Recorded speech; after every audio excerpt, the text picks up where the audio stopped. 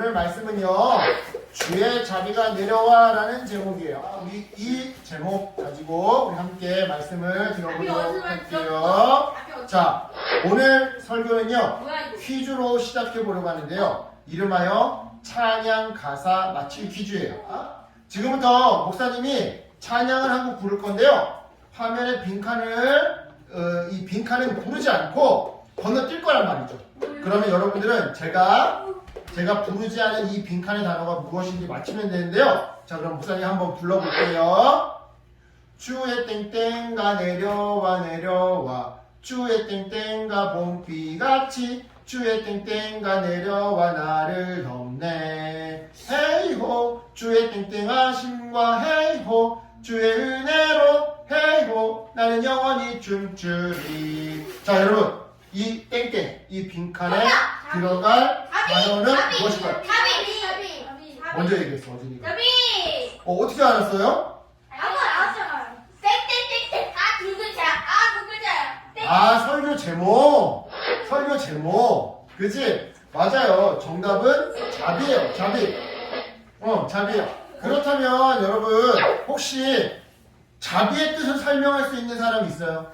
그냥 그거야지. 목사님이요. 자비의 뜻을 사전에서 한번 찾아봤거든요. 그랬더니 그 뜻이요. 깊게 사랑하고 가엾게 여기는 거래요. 이게 자비의 뜻이래요. 이건 나왔던 사랑을 포함한 거죠. 그런데요, 이렇게 설명만 들어서는 자비의 뜻이 잘 와닿지가 않는 게 사실이에요. 그래서 자비의 뜻을 더 와닿게, 더 실감나게 이해하기 위해 말씀 속으로 들어가 볼 건데요. 특별히 오늘은 시간 여행을 컨셉 삼아서 말씀을 들어볼 거예요. 잠깐만 이거 어제 시간 여행.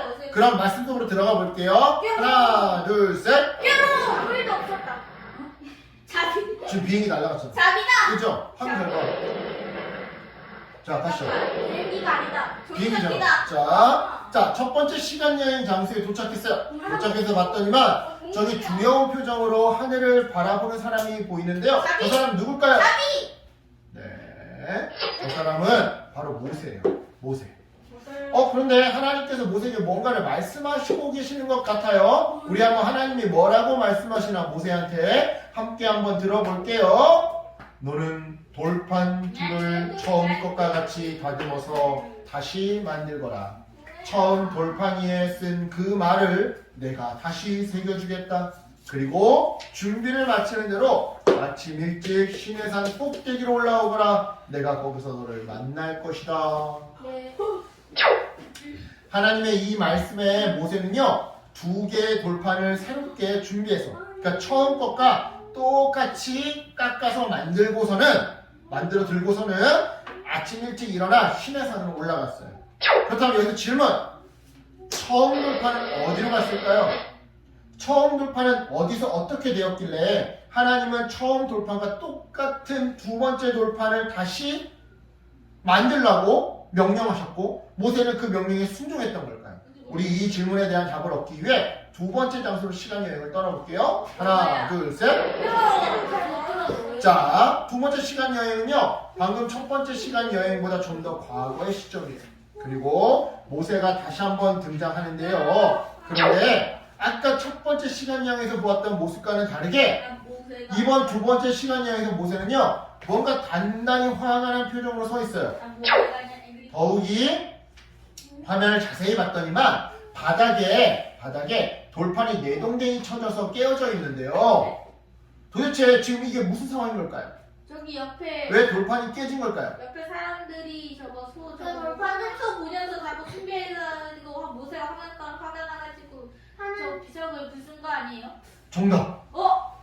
오진이 완전 정답. 정확하게 맞췄어요. 사실 모세는요 지금 이스라엘 백성 때문에 너무나 화가 나 있는 상태예요. 왜냐? 아까 전에 우리 어진이가 방금 얘기했던 것처럼 백성들이 우상 숭배를 했기 때문이죠. 자, 좀 더 자세한 설명을 한번 해볼게요. 보세요. 하나님은요, 이스라엘 백성을 아주 많이 사랑하셨어요. 그래서 백성들이 행복하게 잘 살 수 있는 비법, 즉 이렇게만 하면 모두가 다 행복하게 살 수 있어를 알려주는 10가지 계명, 10가지 비법, 10가지 규칙을 백성들에게 주셨단 말이죠.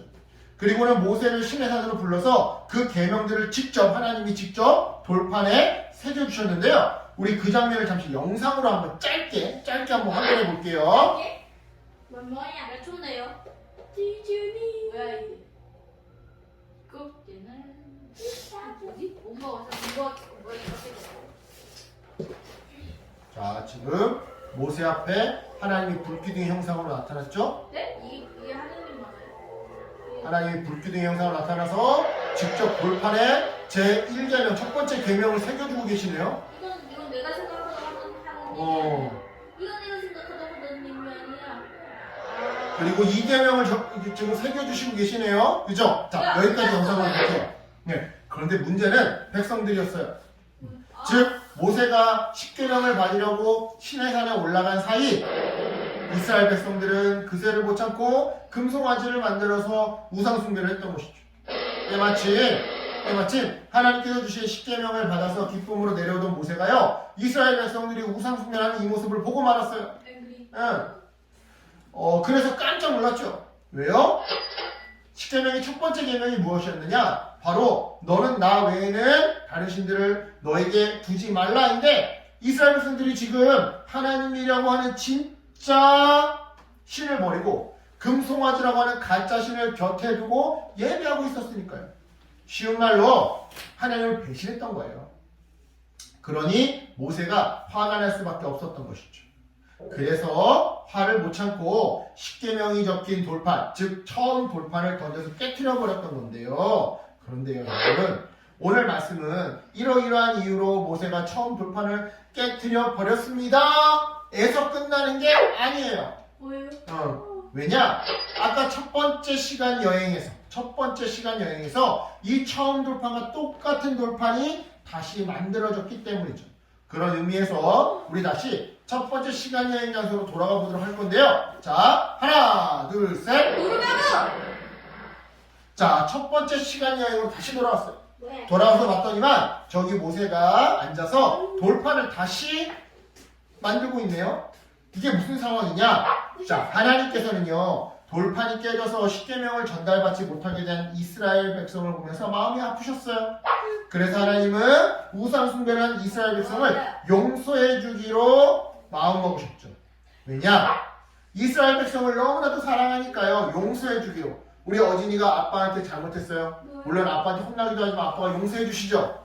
네. 왜 용서해 주세요? 사랑하니까. 하나님도 마찬가지였던 거예요. 예. 그래서 다시 모세를 부르신 하나님은 두 번째 돌판에 다시 십계명을 써주셨던 건데요. 이처럼 두 번째 돌판을 준비하면서 정말 하나님이 용서해 주실까?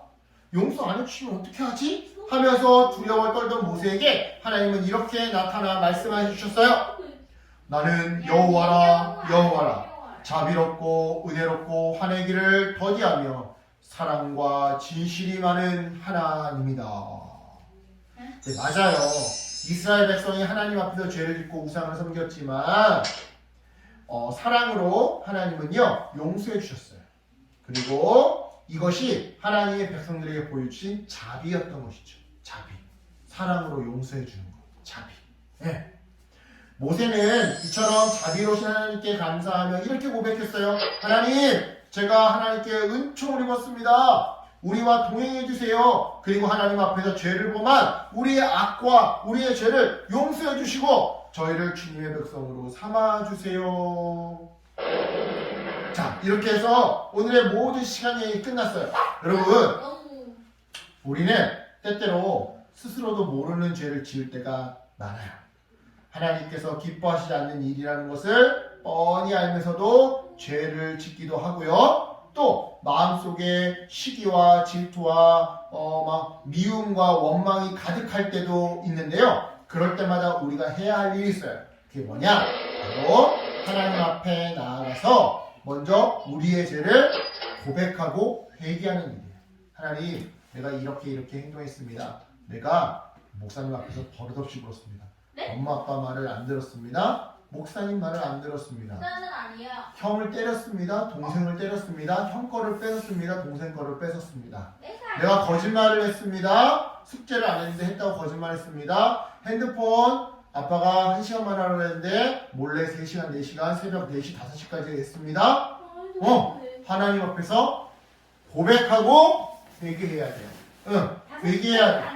왜냐? 그렇게 할 때, 그렇게 회개할 때 자비로우신 하나님께서는 반드시 우리의 죄를 용서해 주시고 다시 자비로운 그 손길로 따스하게 품어주시거든요.